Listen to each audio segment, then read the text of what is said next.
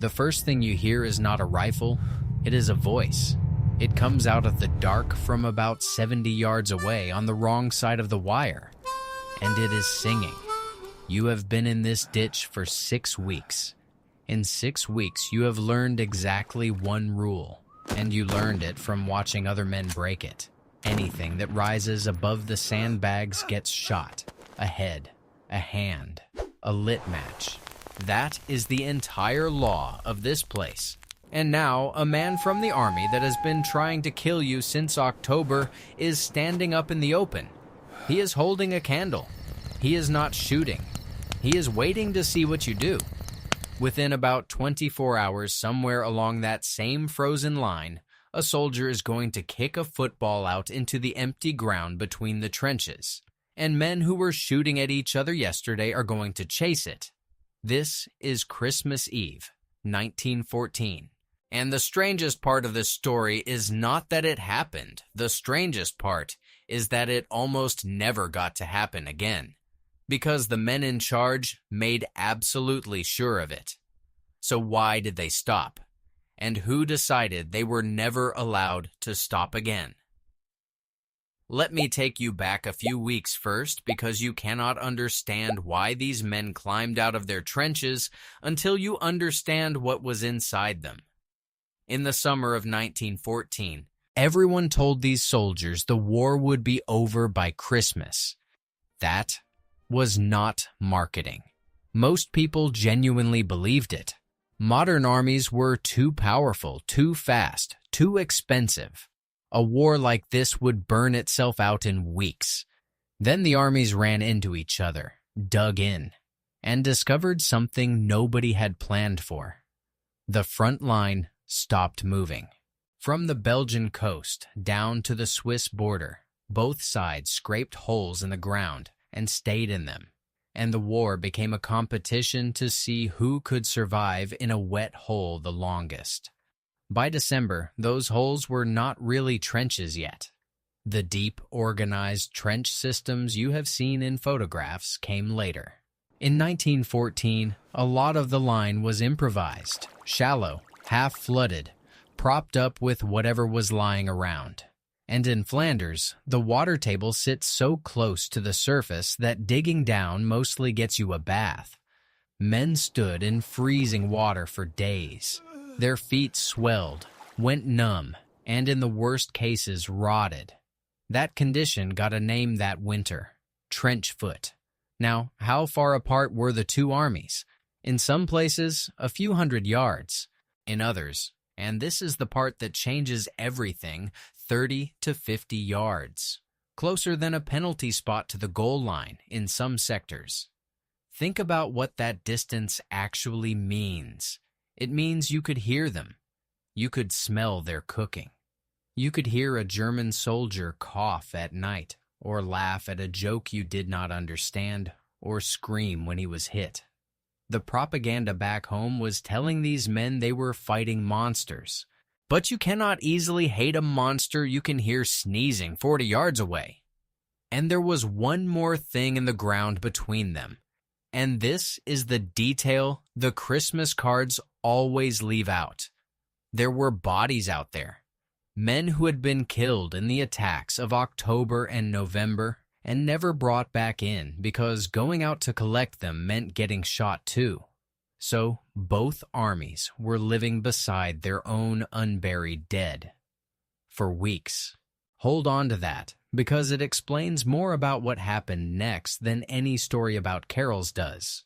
Meanwhile, someone official actually did try to stop the war for Christmas. In early December 1914, Pope Benedict XV called for a truce. He asked, in his words, that the guns fall silent at least on the night the angels sang. It was a formal request, made publicly, to governments who were all publicly Christian, and they said no. Every major power refused. Some more politely than others, but the answer was the same. An official truce was unacceptable because an official truce implies the fighting is optional, and no government at war can afford to admit that. That is worth sitting with for a second. The most powerful religious authority in Europe asked the leaders to stop for one night, and they refused. A few weeks later, wet, freezing, unimportant men in holes in the ground did it themselves without asking anyone. So how did it actually start? It started with the weather, and I promise this is not a small detail.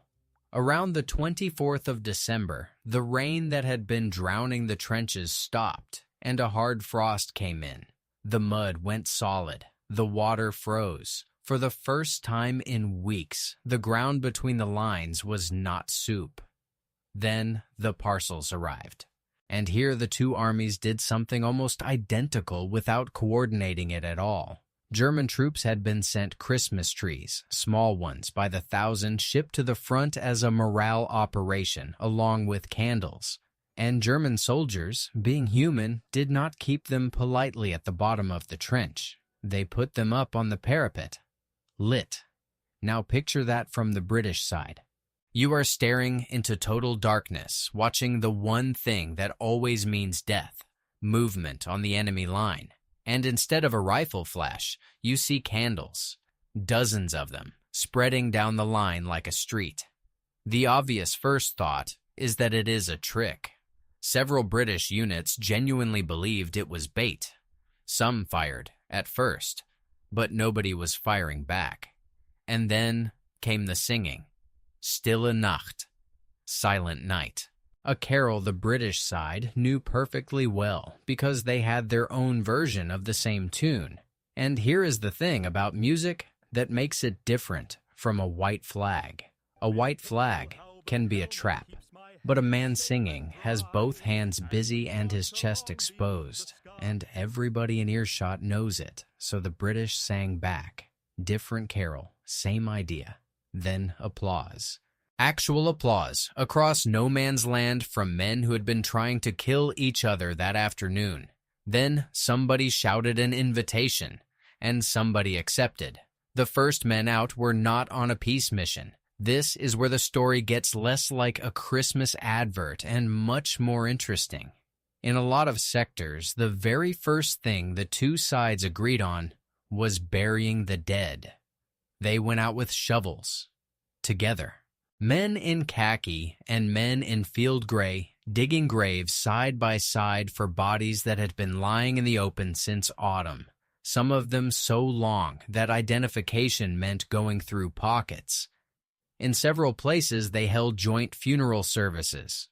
One side would read a psalm, the other would read the same psalm in German, and then everyone would stand there in the frost with their caps off. That is the real beginning of the Christmas Truce. Not a football, a burial detail. And once you have helped a man bury his friends, it becomes extremely difficult to walk 20 yards back and shoot him, which is exactly what the generals were afraid of, as we will get to. Once the ice was broken, literally and otherwise, the truce turned into something like the strangest market in history. British soldiers had just received something called the Princess Mary tin. It was a small embossed brass box sent as a gift from the king's daughter to everyone serving, and it contained tobacco, cigarettes, sweets, and a card. Hundreds of thousands of them had been rushed to the front to arrive by Christmas. The Germans had their own parcels, cigars, sausage, and schnapps. Real schnapps, which by all accounts made a considerable impression on men who had been drinking rum and rainwater. So they traded. Bully beef for sauerkraut, cigarettes for cigars, plum pudding for chocolate, buttons, badges, and belt buckles changed hands as souvenirs, which is a very odd thing to want from a person you are supposed to be killing. They swapped names and addresses. Some exchanged photographs of their families. A number of German soldiers turned out to speak excellent English, because before the war they had worked in London as waiters, cooks, and barbers, which leads to my favorite detail of the entire thing, recorded by a British officer named Bruce Bairnsfather, who was in the line that day and later became famous as a cartoonist. One of the Germans had been a barber in England before the war. So, out in no man's land, in the mud, between two armies, he gave a British soldier a haircut. Sit with that image for a second. A man is kneeling in the open ground where he could be shot from either direction, calmly cutting an enemy soldier's hair. And the only thing anyone finds strange about it is the location. There is a football joke in here somewhere about a bad haircut being worth dying for. But let us move on to the actual football. So, did the match really happen? Yes. Matches happened. But not the way the Christmas advert version tells you. And the difference is genuinely fascinating. Start with the physical reality. Almost nobody out there had a proper ball. A real leather football is not standard trench equipment. So most of what happened was improvised. A bundle of rags tied with string, a sandbag stuffed and knotted, in at least one account an empty jam tin, which I have to assume was less a football match and more a group injury. And remember the frost. That hard ground is the only reason any of this was physically possible. 2 days earlier, the same field was liquid mud with shell holes in it. The truce did not create a pitch. The cold did. Where a real ball did exist, we have accounts of organized games. The best known comes from a German officer, Lieutenant Johannes Niemann of a Saxon regiment. He described his men playing against Scottish troops, and he noted with enormous delight that the Scots wore nothing under their kilts, which he considered the funniest discovery of the war. He also recorded a score. He says the Germans won, 3-2. Another German officer, Kurt Zehmisch, kept a diary that described the English bringing out a ball and a game starting, and he wrote that it was both wonderful and strange. So we do have first-hand accounts from named men who were there. That part is real. Here is where a good historian makes you slow down. There is no referee, no fixture list, and no agreed record. Different sectors did different things. Some played a proper 11-a-side style game. Many others just had a chaotic kickabout with 50 men chasing one object, which is closer to a school playground than a match. The historian Stanley Weintraub, who wrote the best-known popular account of the truce, gathered dozens of these letters and diaries and showed that the football was real but scattered across the line rather than one single legendary fixture. Malcolm Brown, working with the Imperial War Museum archives alongside Shirley Seaton, went through the letters soldiers actually sent home and found the same pattern. Plenty of truce, plenty of fraternization, football in some places and not in others. And more recently, the historian Terry Blome Crocker did something clever. Instead of only reading the romantic letters, she went through the official unit war diaries, the boring paperwork, and found that the truce was far more widespread and far more ordinary than the legend suggests. Officers were not universally horrified. In many units, officers organized it, so the thing we celebrate hardest, the football, is the part with the thinnest paperwork. And the part nobody puts on a Christmas card, the burials and the officers quietly approving it, is the part with the strongest evidence. Does that make the football fake? No. It makes it human. Nobody in a freezing field in 1914 was thinking about documentation. Now, let us get to the question your thumbnail is really asking. Why did they stop fighting? And why did the army react the way it did? The comfortable answer is Christmas. The honest answer is bigger. And it comes from a sociologist called Tony Ashworth, who studied the entire trench system rather than one holiday. Ashworth found that informal truces were happening all the time, not just at Christmas, constantly. The men called it live and let live. Both sides would shell the same empty patch at the same time every day, so everyone knew to be elsewhere. snipers would deliberately miss. Ration parties were left alone because both sides needed to eat. In some sectors, there was an understood pause at breakfast. It was not friendship, and it was not cowardice. It was a rational agreement between two groups of people trapped 40 yards apart who understood that killing one man today buys a revenge raid tomorrow. So when you ask why they stopped on Christmas Day 1914, the truthful answer is that they had been quietly stopping for weeks, in small ways, everywhere. Christmas just gave them a socially acceptable excuse to do it in daylight, standing up in front of witnesses. And precisely that is what terrified the high command, because an army does not run on hatred exactly. It runs on distance. The whole machine depends on the man pulling the trigger not knowing the name of the man in front of him, not having his address in his pocket, and not remembering that he gave him a cigarette. British commanders reacted fast. General Sir Horace Smith-Dorrien, commanding a corps, issued a furious order making it clear that fraternization with the enemy was forbidden, and that it destroyed what he called the offensive spirit. That phrase is worth remembering because it is an admission. It says the willingness to attack is not natural. It is a resource, and it can leak away. Censorship tightened. Early reports of the truce reached British newspapers and were printed with a kind of charmed astonishment. Letters from soldiers describing shaking hands with Germans. Then the shutters came down. By Christmas 1915, the army was taking no chances at all.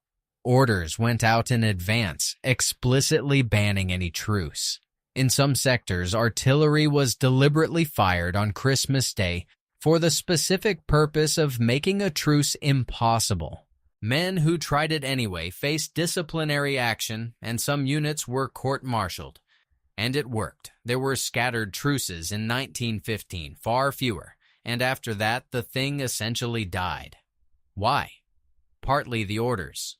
But mostly by 1916, the war had changed. Poison gas had arrived. Verdun and the Somme had happened. The men of 1914, the ones who had stood in the frost trading cigars, were largely gone, killed, wounded, or scattered. The new men had no memory of the enemy as anything other than the thing that had been killing them since they arrived. You cannot unhate someone you never met. There is one more character in this story, and he was there in the German lines that Christmas. A 25-year-old Bavarian message runner. Fellow soldiers later recalled that when the fraternization started, he was disgusted by it, and said something to the effect that such a thing should not happen in wartime. His name was Adolf Hitler. That reaction is reported secondhand by men who served alongside him. So treat it as testimony rather than certainty. But even as testimony, it lands hard because it tells you the truce was not universally loved even by the men in the mud. Some soldiers thought it was weakness. Some thought it was a trap. Some just wanted it over. The truce ended the way it started, awkwardly and by agreement. In many places, officers simply told their men the holiday was finished. In others, the two sides negotiated the restart of the war like neighbors agreeing on a fence. There are accounts of soldiers warning each other that firing would resume at a certain hour, and of the first shots being deliberately aimed high into the air as a courtesy.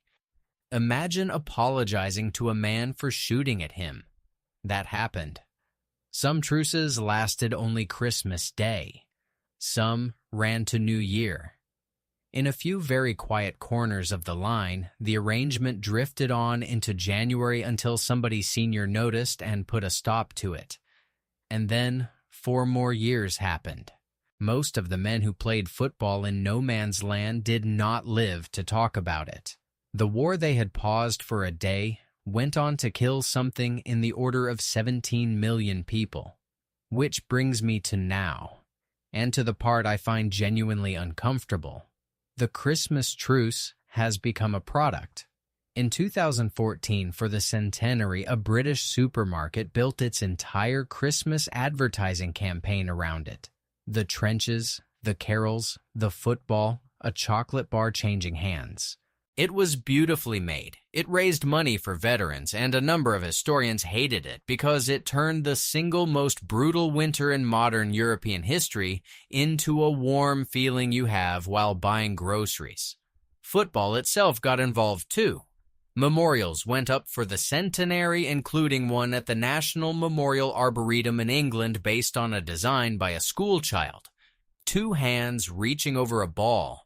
And at Frelinghien in France, where one of the best documented games is said to have taken place, soldiers from the modern British and German armies met to play a commemorative match on roughly the same ground. That is a lovely thing. But notice what the story has quietly become. We remember it as proof that football is more powerful than war. Here is my problem with that, and it is the thing this whole story is actually about. The truce did not stop the war, not for an hour longer than the men could get away with.